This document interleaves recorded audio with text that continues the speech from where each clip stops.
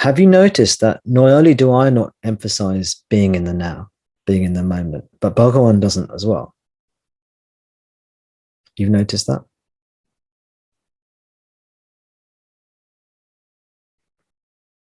There, sometimes he will say, stay with the present, know the present moment. There are a few times he says it. It's not very often. And there are a few verses in Guru Vachaka Kovai where he says this as well.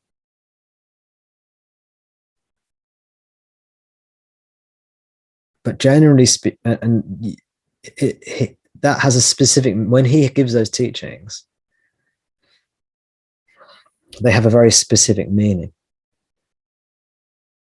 And surprise, surprise, they indicate self-inquiry.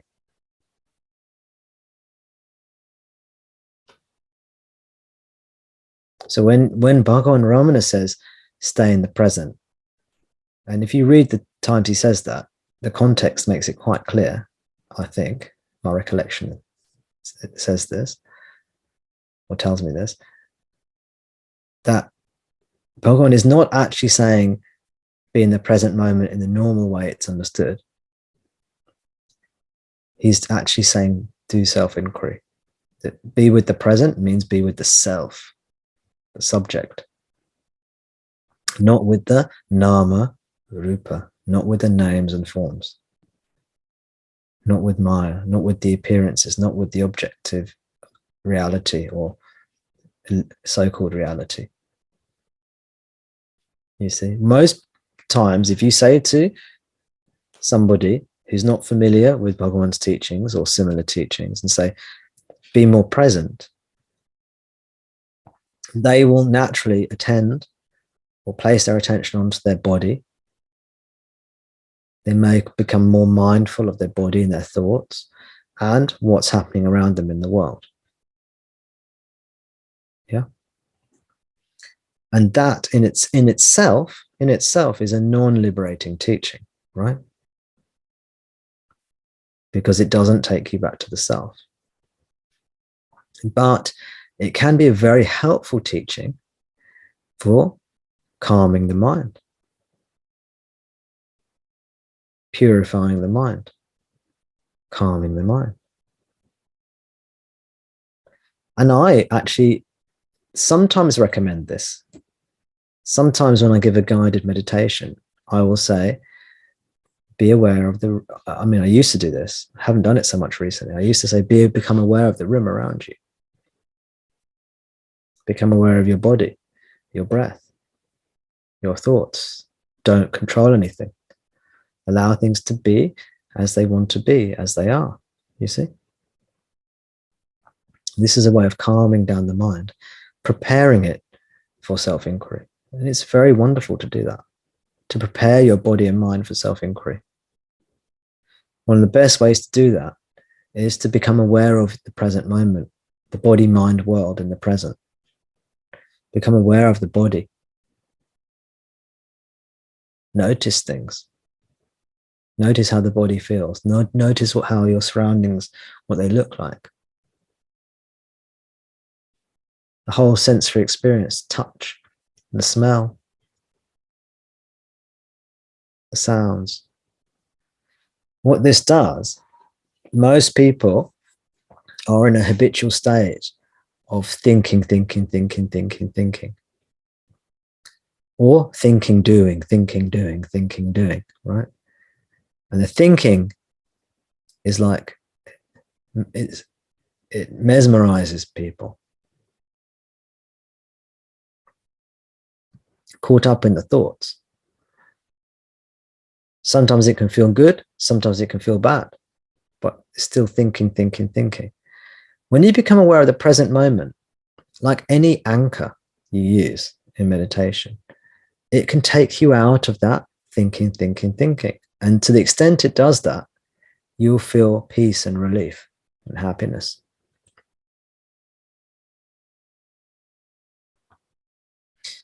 And so this is a very good teaching.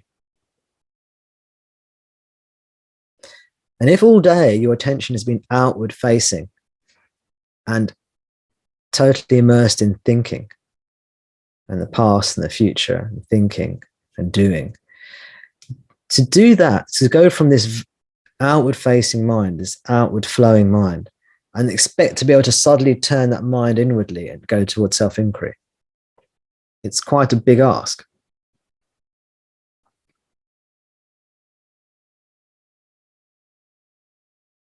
It's like asking a huge tanker, a huge ship that's sailing in the ocean, that's sailing incredibly fast and that's incredibly big in one direction, suddenly just turn around and go the other way. The momentum doesn't allow that to happen. So rather than try and turn inwards very, very quickly, we say gently do it. Just turn the tanker just a little bit, a degree. And if it keeps veering on that course, it will turn around and go back towards the self. Don't be too harsh. That's the ego.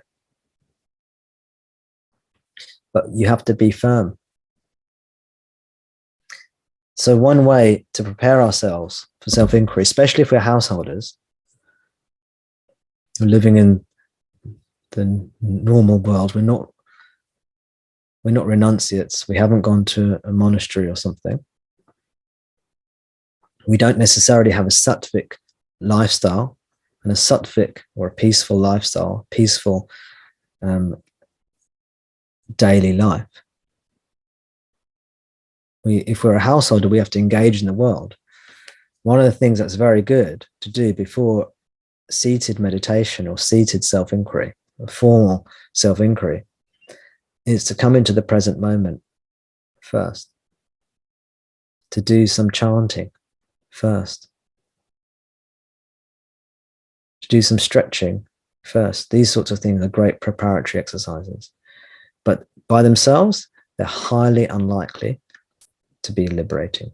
Or by themselves, they will not be liberating. For that, you have to add in the teaching of self-knowledge.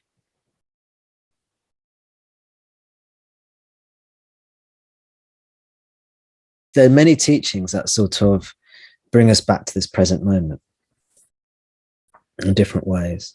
Like if we say there's nothing to do, everything is perfect as it is, when are you?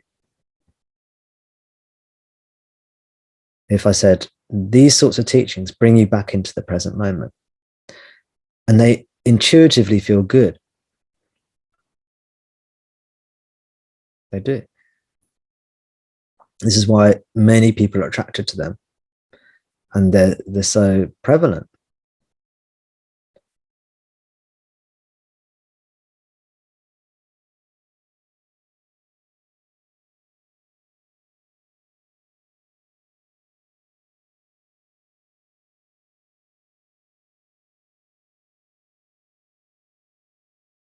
However, Bhagavan's teachings go much deeper than that. Being in the present is a temporary relief from that mental circuit. Like a circuit of electricity. The electricity whizzes round and round and round incredibly fast. Maybe making the light bulb glow, whizzing the current whizzing through the electrical circuits, the electrical wires. Our thoughts whiz around. And when that circuit is temporarily broken through the being in the present moment, or to paying attention, attending to anything, any single thing, whether it's the breath, whether it's a mantra, or even whether it's like a piece of music or a television program.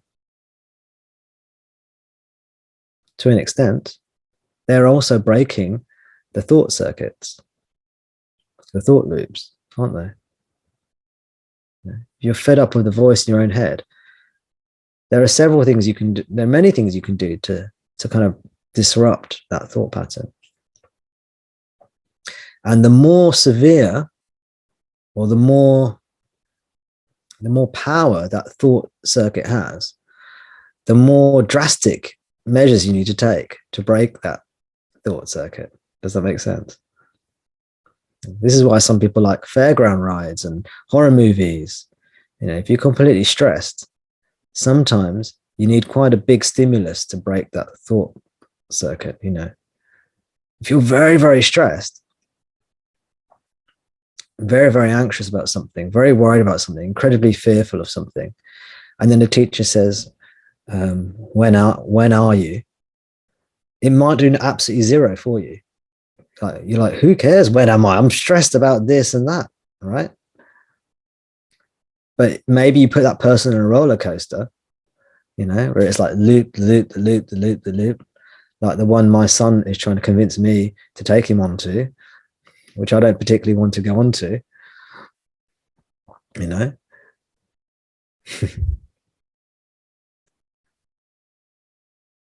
I'm trying to bribe him at the moment. I'm trying to say, if you do well in this or that, then maybe I'll go on that huge roller coaster that goes around and around about 5 times and will make me throw up everything I've eaten that week or something. I'm not sure if I'll do it yet. Not sure. I'm not as brave as my 10-year-old son, clearly.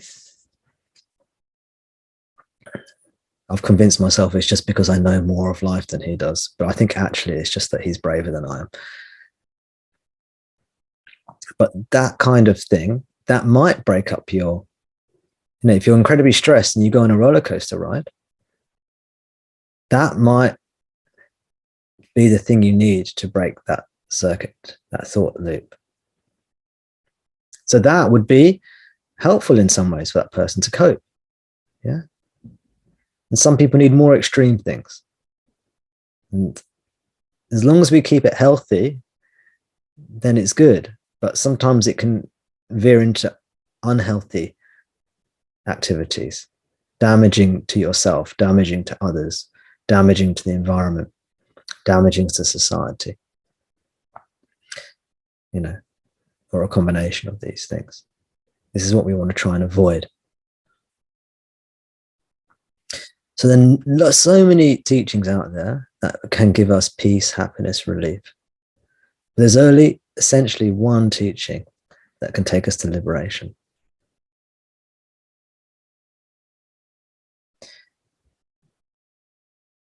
You don't have to do that one teaching. You might need to do some other teachings. That's fine too. You have to follow your path.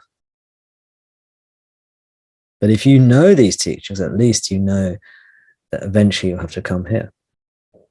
But you can come here straight away, or you can take your time.